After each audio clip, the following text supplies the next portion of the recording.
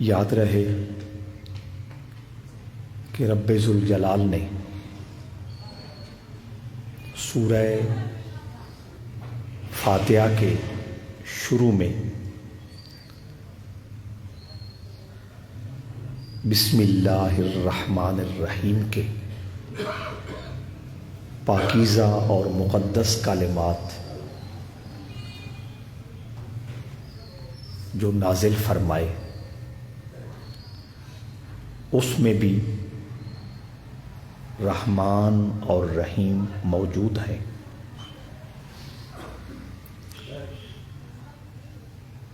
اور یہ میرے رب کے 3 نام ہیں، اللہ، رحمان اور رحیم۔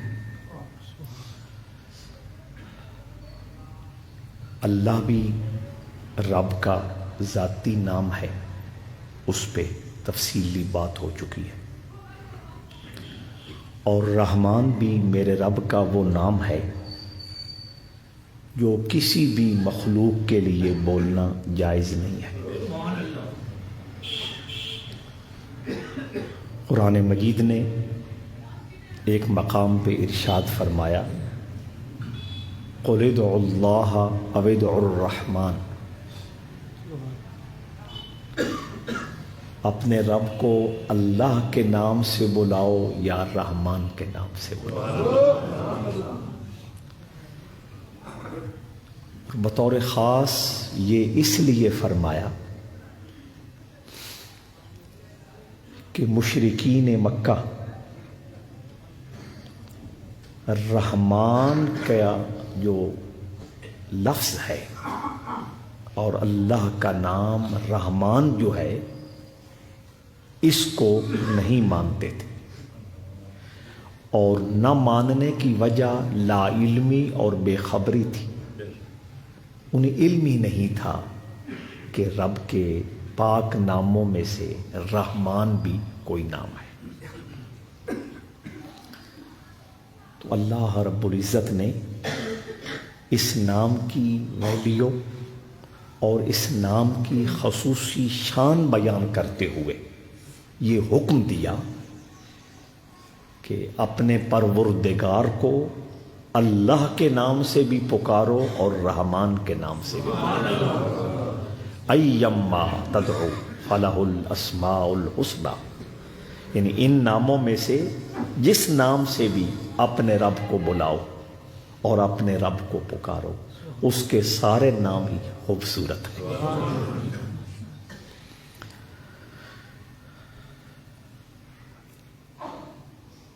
اللہ رب العزت نے رحمان و رحیم میں ساری کائنات کو یہ باور کرایا ہے کہ اللہ کی صفات میں سے سب سے زیادہ اور سب سے اونچی صفت رحمت ہے۔ اسی لیے بسم اللہ الرحمن الرحیم میں بھی انہی دونوں صفات کا ذکر کیا، اور الحمدللہ رب العالمین کے بعد فوراً الرحمن الرحیم کا اعلان کر کے بتایا کہ اس کی تمام صفات میں سے مقام و مرتبہ کے اعتبار سے جو سب سے بلند شان اور اونچی شان رکھنے والی صفت ہے وہ صفت رحمت ہے۔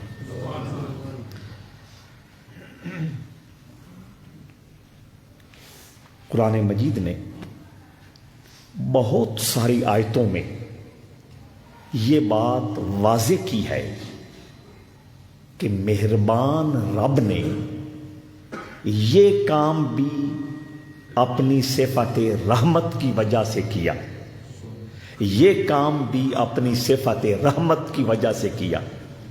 تقریباً 19 آیات ہم تلاش کر کے بتا سکتے ہیں جن میں اللہ نے کوئی بات فرمانا چاہی تو فرماتے ہوئے کہا کہ یہ صفت رحمت کی وجہ سے میں نے کیا ہے۔ میں اس میں سے صرف ایک مثال دوں گا.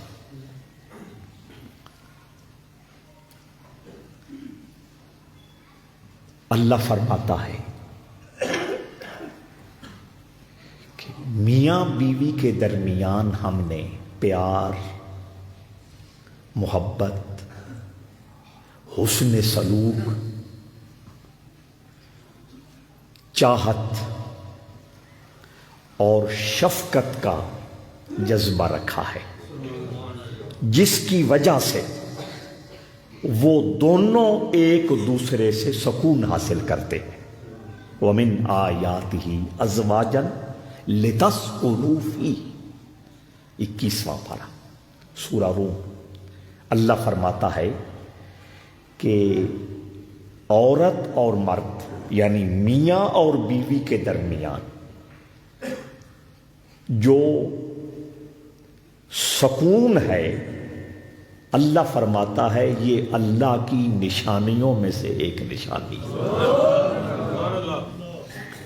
وَجَعَلَ بَيْنَكُمْ مَوَدَّةً وَرَحْمَةً، فرمایا یہ جو میاں بیوی کے درمیان تم سکون دیکھتے ہو اور اس کی نشانی محسوس کرتے ہو، اس کے پیچھے حکمت یہ ہے کہ اللہ نے ہی دونوں کے دلوں میں مودت و رحمت رکھی ہے.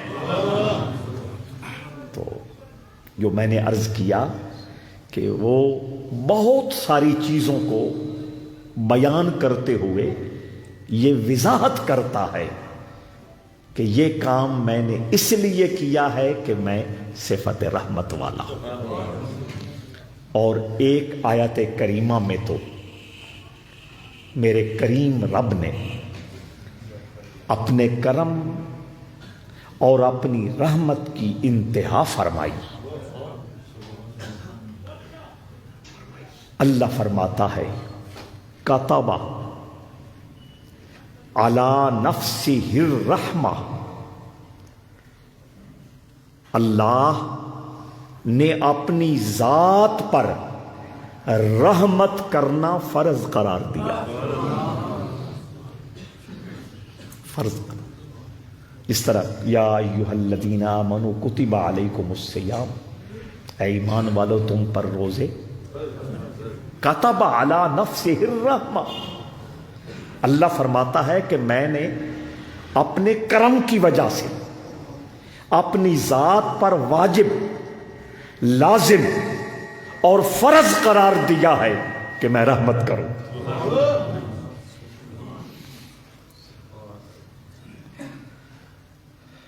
حضرات ذی وقار، اللہ کی رحمت کے کیا کیا نرالے اسلوب اور نرالے انداز ہیں.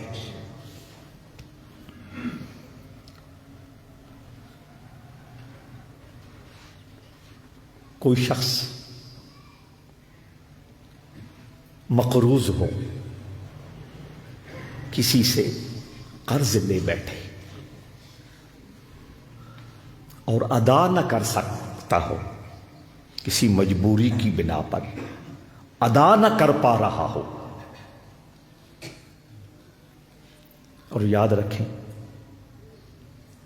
رحمت عالم صلی اللہ تعالی علیہ وآلہ وسلم نے فرمایا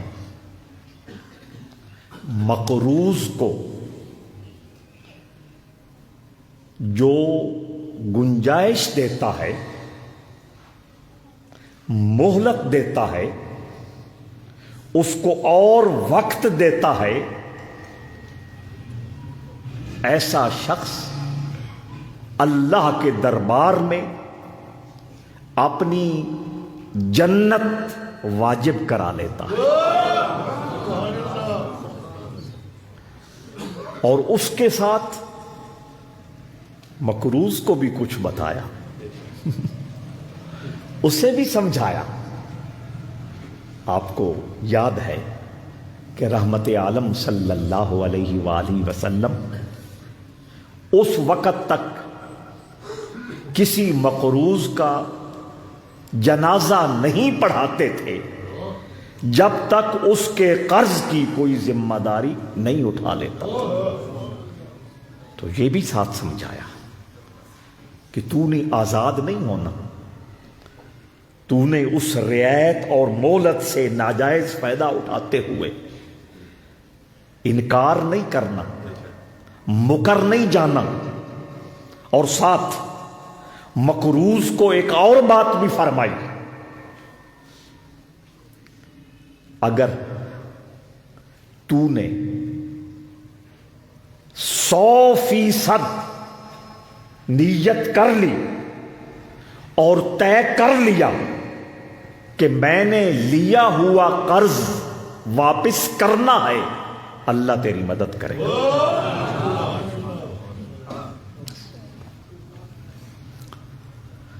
تو میں عرض یہ کر رہا تھا کہ مقروض خدا نخواستہ کوئی شخص ہو جائے تو جس کا اس نے قرض دینا ہے اس سے وہ منہ چھپاتا ہے، اس سے ملنے سے کتراتا ہے۔ تسی پچھلے ہفتے کوئی نہ آئے، اور کوشش کرتا ہے کہ جب تک ممکن ہو ہمارا آپس میں رابطہ نہ ہو، پوچھ نہ لے، زور نہ ڈالے، جبر نہ کرے، پکڑ نہ لے۔ یہ رویہ انسان کا انسان کے ساتھ ہے، اور وہ ذات جس نے کہا کتب علی نفسہ الرحمہ، رحمت کو میں نے اپنی ذات پر فرض قرار دیا ہے، وہ گنہگار بندوں کو بلاتے ہوئے فرماتا ہے فَفِرُّوا إِلَى اللَّهِ، اپنے اللہ کی طرف بھاگ کے آ جاؤ، وَسَارِعُوا إِلَى مَغْفِرَةٍ من ربکم وجنت عرضها السماوات والارض، فرمایا بھاگ کے آؤ، دوڑتے ہوئے آؤ۔ یا اللہ کدھر؟ فرمایا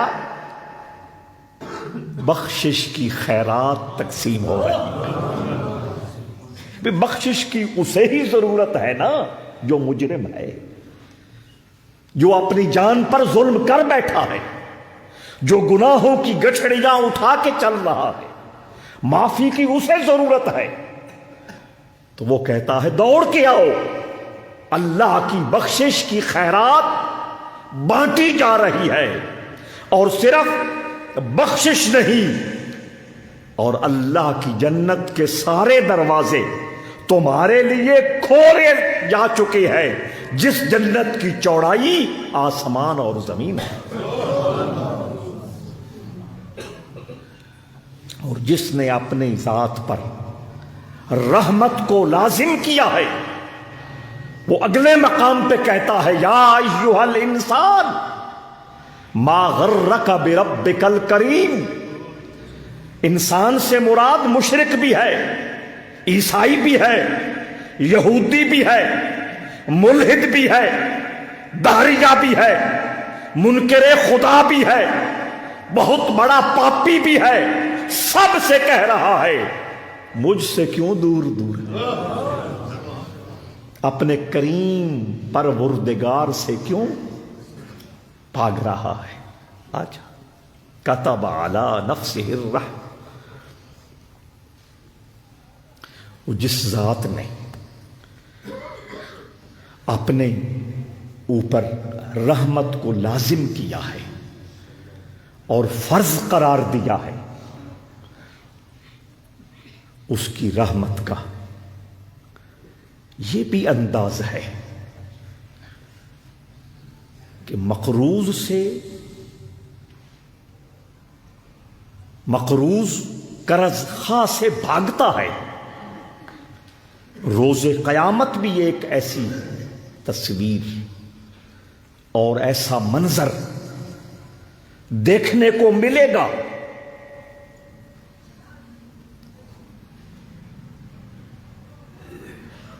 یومئذ یفر المرء من اخیہ وامہ وابیہ وصاحبتہ واخیہ۔ رشتے گنے کہ انسان اپنے بھائی سے، اپنے باپ سے، اپنی ماں سے، اپنی بہن سے، اپنی بیوی سے نظر ملانے کے لیے تیار نہیں ہوگا۔ ایسے ہی ماں باپ اپنی اولاد سے کنارہ کشی کر رہے ہوں گے، جان چھڑا رہے ہوں گے، ایک کنارے سے دوسرے کنارے کی طرف بھاگ رہے ہوں گے، لیکن وہ اللہ جس نے رحمت کو اپنے ذمہ کرم پر لازم کیا ہے، آقا فرماتے ہیں کہ اللہ نے رحمت کے 100 حصے کیے ہیں، صرف ایک حصہ اس نے دنیا میں اتارا، جس کی وجہ سے انسان انسان سے، جانور جانور سے، فرشتہ فرشتہ سے، جن جن سے، مخلوق مخلوق سے ہمدردی، خیرخواہی اور پیار کرتی ہے۔ 99 رحمت کے حصے روز قیامت اتارے گا۔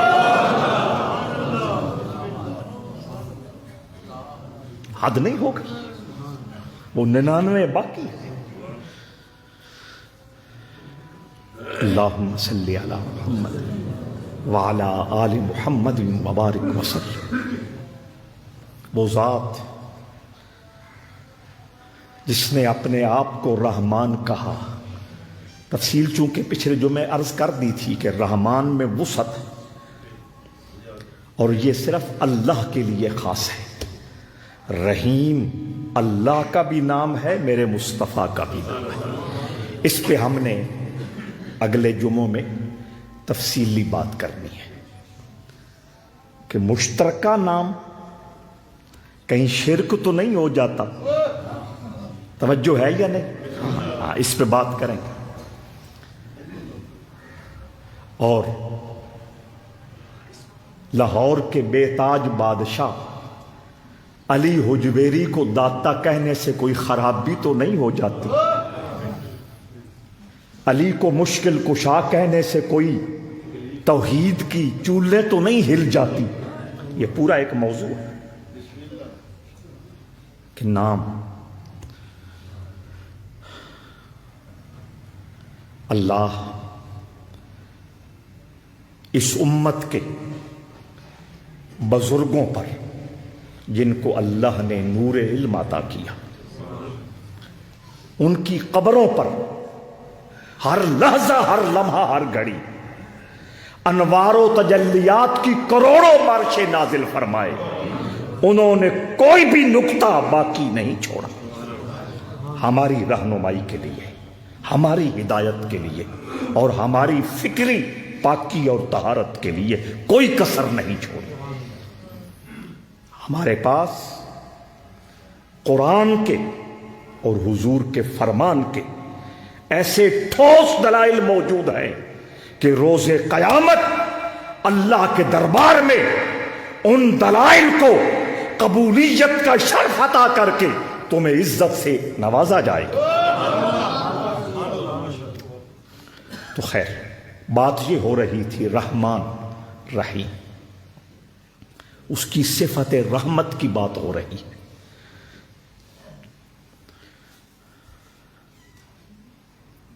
ایک نوجوان نوجوانی میں سخت بیمار ہوا اور آخری وقت محسوس ہوا، جسے نزع کا وقت کہتے ہیں۔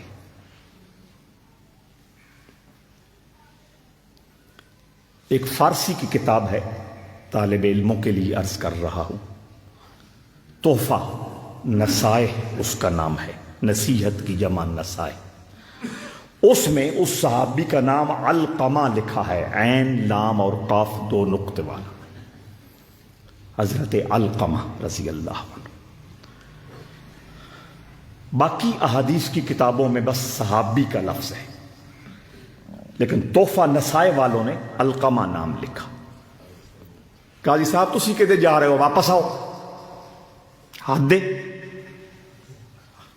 اجے تو شادی اگلے ہفتے ہوئی۔ توجہ، علقمہ تحفہ نسائے۔ آخری وقت آ گیا، اور یاد رکھیں مسلمان کا جب آخری وقت آتا ہے وہی وقت ہوتا ہے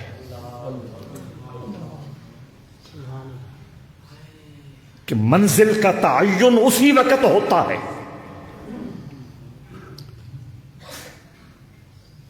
اور آس پاس بیٹھنے والوں کو یہ تعلیم دی گئی کہ اسے حکم نہ دیں کہ اللہ کا نام لے یا کلمہ پڑھ یا سورہ پڑھ، خود پڑھنا شروع کر دیں۔ یہ تعلیم ہے، خود پڑھیں، بس آپ کے پڑھنے سے اس کا حوصلہ بلند ہوگا اور وہ بھی شریک ہو جائے۔ اس علقمہ کی یہ کیفیت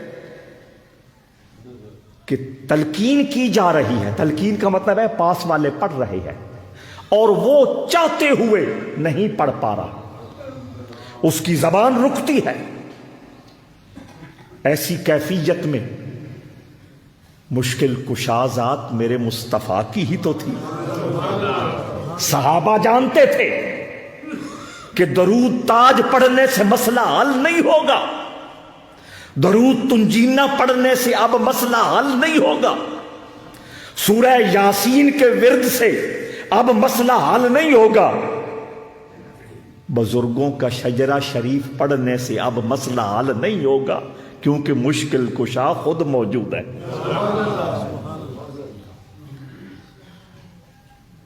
آخری وقت جب بھی کسی پہ آئے، ایک تو میں نے کہا کہ تلقین خود پڑھو، اگر محسوس کرو کہ کہیں کوئی آزمائش زیادہ ہے، سورہ یاسین بھی پڑھی جاتی ہے، درود شریف تنجینہ بھی پڑھا جاتا ہے۔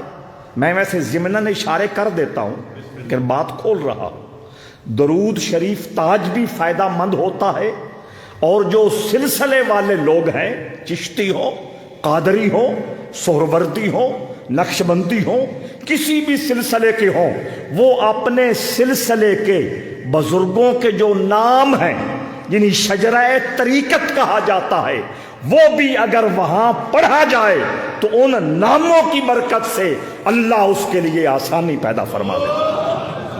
تجربہ کر کے دیکھیں۔ ایک مریض جن اس کے اندر اور پورا زمین سے اٹھ جاتا تھا، اس کے سینے پہ شجرہ رکھا، اللہ نے اسے سکون عطا فرمایا۔ تو وہاں صحابہ سمجھتے ہیں کہ یہ جو مشکل ترین گھڑی ہے، اس مشکل ترین گھڑی کا حل اب اگر مل سکتا ہے تو در مصطفیٰ سے مل سکتا ہے۔ کشادن لفظ ہے، کشادن اسی سے کشا نکلا، سمجھ آ گئی؟ کشادن کا معنی کھولنا،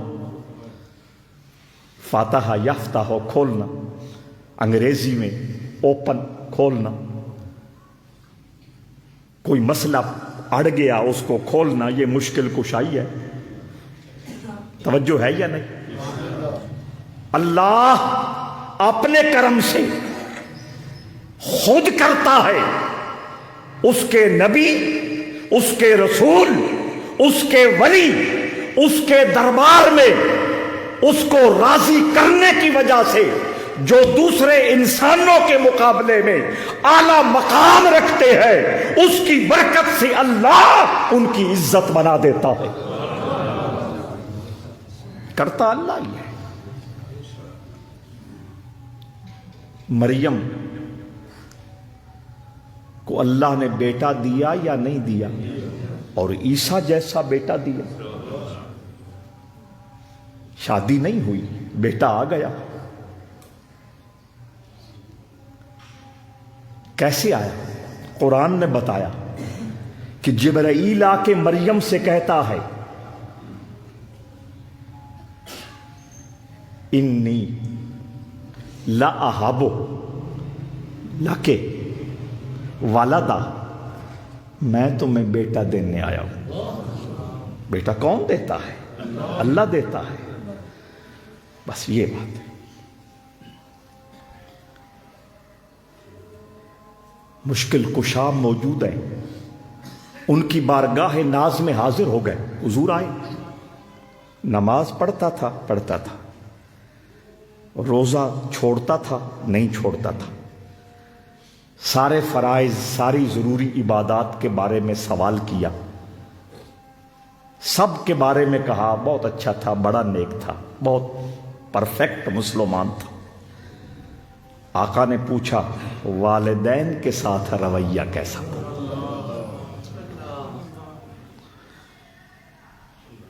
مشکل کشا وہی ہو سکتا ہے جو طبیب کامل ہو، جس کی نظر ہر مسئلے پر پوری شان کے ساتھ کھلتی ہو.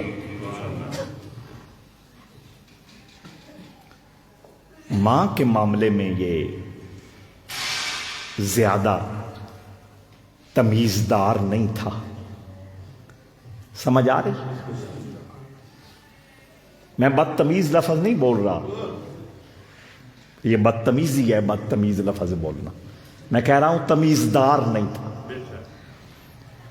ہم دعا لکھتے رہے، وہ دغا پڑھتے رہے. وہ تمیزدار نہیں تھا. فرمایا ماں کو بلاؤ.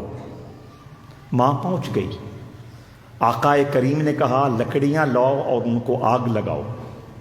لکڑیاں آ گئیں، ان کو آگ لگائی گئی. رحمت عالم نے فرمایا اس نوجوان کو اٹھا کے اس آگ میں ڈالو. ماں نے کہا یہ کیا ہونے لگا ہے حضور، یہ کیا کرنا چاہ رہے ہیں؟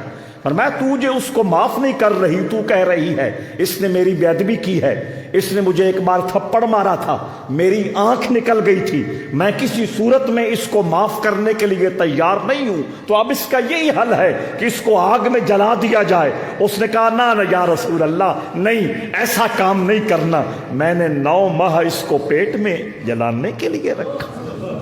میں نے اتنا عرصہ جو اس کو دودھ پلایا، جلانے کے لیے پلایا.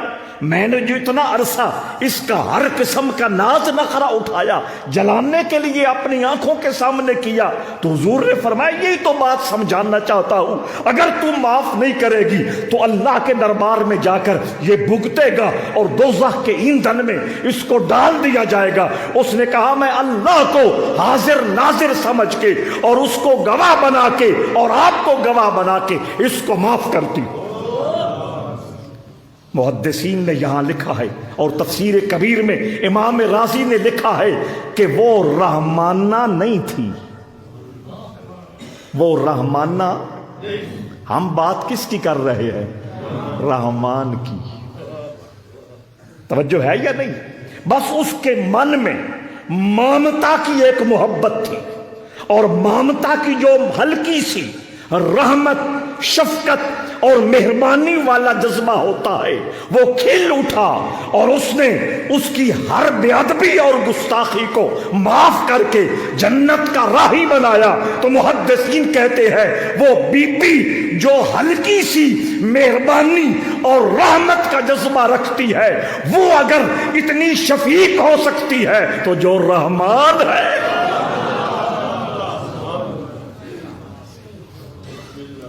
اور یہی بات سمجھاتے ہوئے محدثین فرماتے ہیں کہ وہ لمحہ یاد کرو جب طائف کی وادی میں حضور لہولہان ہو گئے تھے.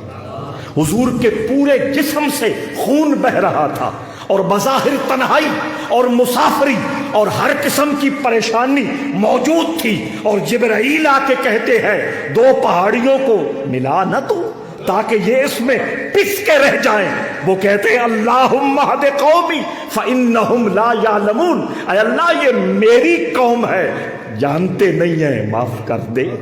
تو محدثین فرماتے ہیں وہ تو صرف رحیم ہے نا، حضور رحمان تو نہیں ہے نا، حضور رحیم ہے. اگر رحیم اس شان کا مالک ہے تو رحمان کے مقام کا اندازہ تو کرو. اللہ رب العزت ہمیں رب کریم کی جو صفت رحمت ہے اس کا شعور بھی عطا فرمائے، سرور بھی عطا فرمائے، اور اس شان رحمت پر پورا اعتماد اور یقین رکھتے ہوئے اس کو راضی کرنے کے لیے ساری زندگی ہم تیار رہیں. میں نے کہا تھا کہ ایمان ڈر اور امید کا نام ہے. اس کی صفت رحمت پر پورا یقین ہے، اور اگر جو اس نے منع کیا اس سے خدا نخواستہ ہم نہ رکے تو وہ کوئی بھی فیصلہ کر سکتا ہے کہ وہ مالک یوم الدین ہے. اس پہ پھر تفصیلی بات کریں گے. اللہ رب العزت ہمارا کہا سنا اپنی بارگاہ میں قبول فرمائے. اللہم صلی علی محمد وعلی آل محمد وبارک وسلم. جو لوگ دنیا سے رخصت ہوئے، اس شہر کے، اس تحصیل کے، اس ضلع کے، صوبہ کے، پورے ملک کے، پوری دنیا سے، عالم اسلام سے جو لوگ دنیا سے رخصت ہوئے، سب کے درجات بلند ہوں. قبروں کو جنت کے باغوں میں سے باغ بنا. روز محشر شفیع معظم صلی اللہ تعالی علیہ وآلہ وسلم کی شفاعت عطا فرما. ربنا تقبل منا انک انت السمیع العلیم. وصلی اللہ تعالی علی خیر خلقہ محمد وآلہ وصحبہ واولیاء امتہ اجمعین.